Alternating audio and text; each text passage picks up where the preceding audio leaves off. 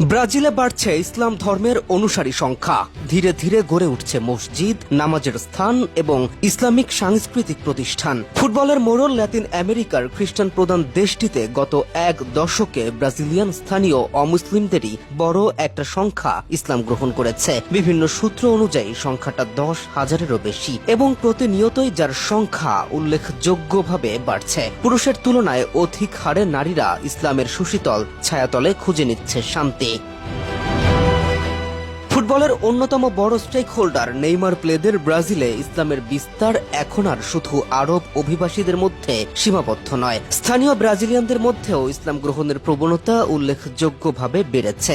গত শতকে Syria, Lebanon ও ফিলিস্তিন থেকে আগত মুসলিমরা দেশটিতে ইসলামের ভিত্তি গড়ে তুললেও বর্তমানে হাজার হাজার স্থানীয় আরব ব্রাজিলিয়ান ইসলাম গ্রহণ করছে।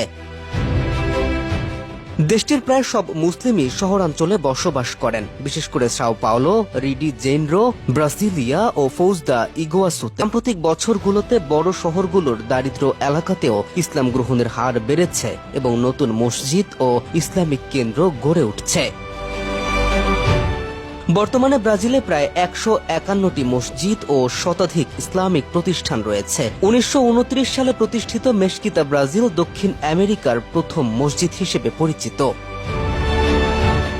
বিশ্বের অন্যতম বড় হালাল মাংস রপ্তানিকারক দেশ হওয়ায় বহু ব্রাজিলিয়ান মুসলিমদের সংস্পর্শে আসছেন। পাশাপাশি সামাজিক যোগাযোগ মাধ্যম, অনলাইন শিক্ষা ও দাওয়াহ কার্যক্রমের মাধ্যমে ইসলাম সম্পর্কে জানার সুযোগ বাড়ছে। ফলে ইসলাম আজ ব্রাজিলের বহু সাংস্কৃতিক সমাজের একটি দৃশ্যমান ও ক্রমবর্ধমান অংশে পরিণত হয়েছে।